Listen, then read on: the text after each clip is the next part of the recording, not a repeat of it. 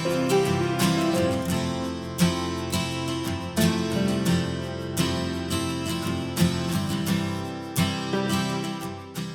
Everyone, welcome back to our channel Bengali food capital. আগের দিন আমরা দেখেছিলাম পোয়া পিঠের খুব সহজ একটি রেসিপি। আপনারা যারা এখনও ওই ভিডিওটি দেখেননি তারা অবশ্যই আমাদের চ্যানেলে এসে ওই রেসিপিটা দেখে নিন। ওই ভিডিওটিতে আমরা স্টেপ বাই স্টেপ কিভাবে নরম তুলতুলে পোয়া পিঠে বানাতে হয় সেটি দেখেছিলাম এবং শেয়ার করেছিলাম এই সম্বন্ধিত গুরুত্বপূর্ণ কিছু টিপস। আপনারা সকলেই জানেন যে চিতই পিঠে বা সরা পিঠে বানানোর জন্য আদর্শ হলো মাটির উনান আর মাটির সরা। কিন্তু আপনারা যারা শহরে বসবাস করছেন, ফলে সেখানে মাটির উনানের অভাবে চিতই পিঠে বা সরা পিঠে বানাতে পারছেন না, বা যারা গ্যাসের চুলায় চিতই পিঠে বানাতে ভয় পাচ্ছেন, ভাবছেন যে সরা বা কড়াই থেকে ঠিকঠাক উঠবে তো, বা ভিতরে কাঁচা থেকে যাবে না তো, তারা অবশ্যই আজকে আমাদের এই রেসিপিটা দেখুন। আজকের এই ভিডিওতে আমরা দেখব কিভাবে গ্যাসের চুলায় কড়াই ব্যবহার করে সহজেই তুলতুলে ও জালিদার চিতই পিঠে বানানো যায়। কিন্তু তার আগে সকল প্রকার খাবারের রেসিপি বাংলায় দেখার জন্য আমাদের বেঙ্গলি ফুড ক্যাপিটাল চ্যানেলটি সাবস্ক্রাইব করে নিন। এই চ্যানেলে আমরা শেয়ার করি প্রত্যেকটি রেসিপির step by step guide, recipe সম্বন্ধীয় যাবতীয় তথ্য ও ইম্পর্টেন্ট টিপস। তাই এক্ষুনি আর দেরি না করে এই চ্যানেলটি সাবস্ক্রাইব করে নিন এবং এই ভিডিওটিতেও লাইক করে দিন। তাহলে ফাইনালি চলুন শুরু করা যাক আজকের রেসিপি, গ্যাসের চুলায় চিতই পিঠে।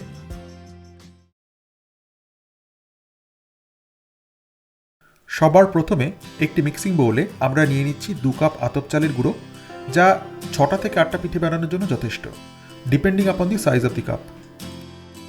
এরপর নিয়ে নিচ্ছি হাফ চামচ লবণ, আপনারা চাইলে এটিকে একটু কম বেশি করে নিতে পারেন।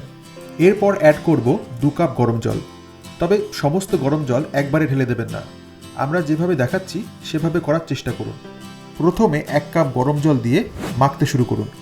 এরকম করলে চালের গুঁড়োতে দলা পাকিয়ে যাওয়ার ভয় থাকবে না। পরের আর 1 কাপ জল অল্প অল্প করে ঢালুন আর মাখতে থাকুন। মাখার জন্য আপনারা হুইস্কো ব্যবহার করতে পারেন, তবে মনে রাখবেন আমরা যেহেতু 2 কাপ চালের গুঁড়ো নিয়েছি সেহেতু 2 কাপ গরম জল দিচ্ছি, 2 কাপের বেশি জল কিন্তু আমরা ব্যবহার করব না।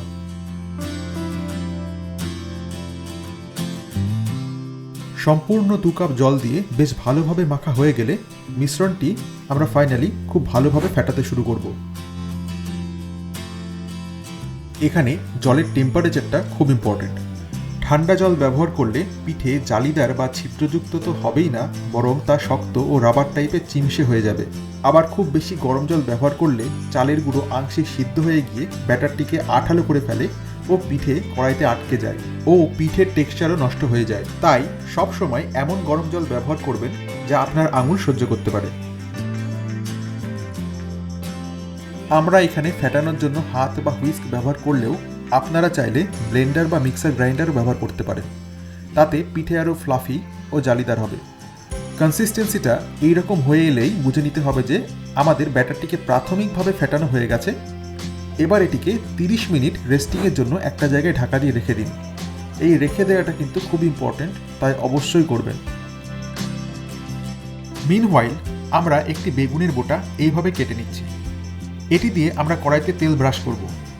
আপনারা ওইভাবে করে নিতে পারেন অথবা সিলিকন ব্রাশও ব্যবহার করতে পারেন, তবে এটি ট্র্যাডিশনাল বা সাবেকি পদ্ধতি আর অনেক বেশি কার্যকর। এরপর ব্যাটারের মধ্যে সামান্য বেকিং সোডা অ্যাড করছি। বেকিং সোডা অ্যাড করে দ্বিতীয়বারের জন্য ব্যাটারটিকে বেশ ভালোভাবে ফেটিয়ে নিচ্ছি, তবে বেকিং সোডা এখানে অপশনাল, আপনারা চাইলে নাও দিতে পারেন। এই সময় ব্যাটারে নারকেল কোড়া অ্যাড করা যেতে পারে। ফাইনালি আমাদের ব্যাটারটা রেডি হয়ে গেছে ভাজার জন্য। এবার একটি ছোট সাইজের লোহার কড়াই গ্যাসের উপর গরম হতে দিন। কড়াইটি বেশ ভালো রকম গরম হয়ে গেলে বেগুনের বোটাটি দিয়ে বেশ ভালোভাবে গোল গোল করে তেল ব্রাশ করে দিন। প্রথমবারের জন্য যথেষ্ট তেল ব্যবহার করুন, তবে বাড়িতে বেগুন না থাকলে একটা ভেজা সুতির কাপড় ব্যবহার করেও এটি করা যেতে পারে, বা সিলিকন ব্রাশও ব্যবহার করতে পারেন। এবার ব্যাটারটাকে বেশ কয়েকবার ঘুটে নিয়ে একটা হাতার সাহায্যে এইভাবে গরম কড়াইতে ঢেলে দিন। মনে রাখবেন পিঠে ঢালার সময় কড়াই খুব গরম হতে হবে, নয়তো পিঠে কড়াইয়ের সঙ্গে আটকে যাবে ও পরে তুলতে অসুবিধা হবে। এবার পারফেক্টলি ফিট হচ্ছে এমন একটি ঢাকনার সাহায্যে পিঠেটিকে বেশ ভালোভাবে ঢেকে দিন। বাড়িতে এরকম ঢাকনা না থাকলে আপনার লোকালিটিতে যে কোনো কাঁসারির দোকানে গেলে তারা এরকম ঢাকনা অনায়াসে বানিয়ে দিতে পারবে। ঢাকা দেওয়া হয়ে গেলে গ্যাসের আঁচ মিডিয়াম টু লোতে করে দিন, কারণ আমরা এখানে লোহার কড়াই ব্যবহার করছি। অ্যারাউন্ড 3 মিনিট এভাবে রাখার পর অথবা যখন দেখবেন ঢাকনার চারপাশ দিয়ে সামান্য সাদা ধোঁয়া বেরিয়ে আসছে, তখন বুঝে নিতে হবে যে আমাদের পিঠে রেডি হয়ে গেছে। এবার ঢাকনা সরিয়ে একটা ছোট কিচেন নাইফ দিয়ে আলতোভাবে এভাবে চাড় দিলেই পিঠে খুব ইজিলি উঠে আসবে।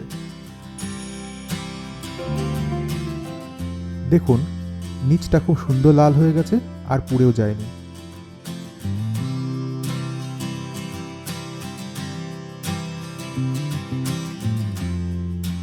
চলুন দ্বিতীয়বারের জন্য ব্যাপারটা ভালো করে বুঝে নিন। প্রথমে কড়াই বেশ ভালো করে গরম করে নিয়ে তেল ব্রাশ করে দিন। এই সময় গ্যাসের আঁচ মিডিয়াম টু হাইতে রাখবেন। তারপর ব্যাটারটাকে বেশ ভালো করে কয়েকবার ঘুটে নিয়ে ধুমায়িত গরম কড়াইতে ঢেলে দিন।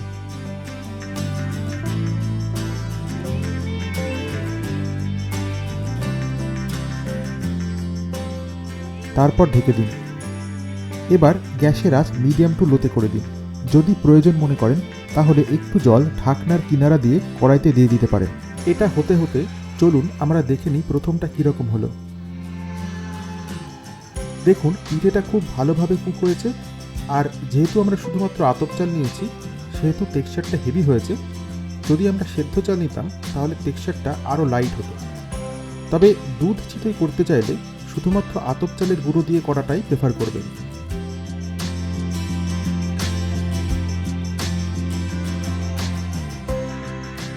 প্রায় 3 মিনিট পর গ্যাসের আঁচ লো টু মিডিয়ামে রেখে আমরা পিঠেটাকে ছোট চাকুর সাহায্যে ফাইনালি তুলে নিচ্ছি। দেখুন কত সহজেই উঠে আসলো, ওর নিচের টেক্সচারটাও কত সুন্দর হয়েছে।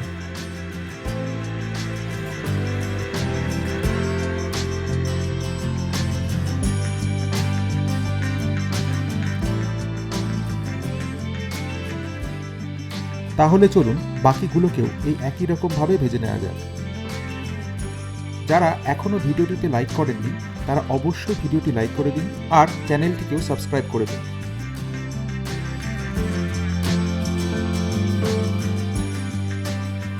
যাদের এখনও বুঝতে অসুবিধা হচ্ছে তাদের জন্য আমরা আরও একবার স্টেপগুলো বুঝিয়ে দিচ্ছি। প্রথম স্টেপে আমরা আতপ চালের গুঁড়ো গরম জল দিয়ে বেশ ভালো রকমভাবে মেখে নিয়েছি। দ্বিতীয় স্টেপে আমরা মিশ্রণটাকে বেশ ভালো করে ফেটিয়ে নিয়েছি। আর থার্ড অর্থাৎ ফাইনাল স্টেপে পিঠে ভেজে নিচ্ছি। আপনাদের জন্য কিছু প্রো টিপস। আতপ চালের মধ্যে সিদ্ধ চালের গুঁড়ো মিশিয়ে পিঠে তৈরি করলে তা অনেক সময় ধরে নরম থাকে। পিঠের স্বাদ ও গন্ধ বাড়াতে চাইলে আতপ চালের গুঁড়োর সঙ্গে সামান্য গোবিন্দভোগ চালের গুঁড়ো মিশিয়ে নিন। তবে দুধ চিতই বানাতে চাইলে আতপ চালই হলো বেস্ট।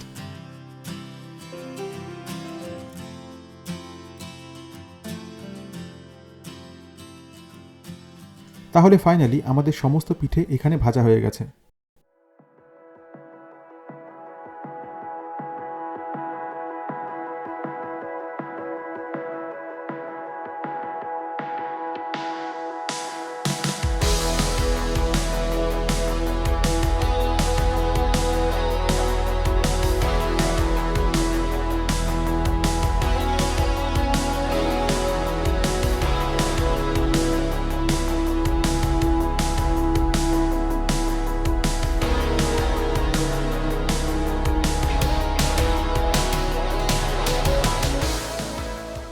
এনজয় করুন আখের গুড় বা খেজুরের গুড়ের সাথে। নোনতা চাইলে চিকেনের সাথে, বা আরও চটপটা কিছু চাইলে কম্বাইন করুন গ্রিন চাটনি বা টমেটো কেচাপের সাথে। ইটস ইয়োর পিঠে, ইয়োর চয়েস। এই রকম আরও মজার রেসিপিস দেখতে চাইলে আমাদের চ্যানেলটি প্লিজ সাবস্ক্রাইব করে নিন। আবার দেখা হবে নেক্সট ভিডিওতে এই রকম কোনো সহজ রেসিপির সঙ্গে। টিল দেন খুব ভালো থাকবেন, সুস্থ থাকবেন। নমস্কার।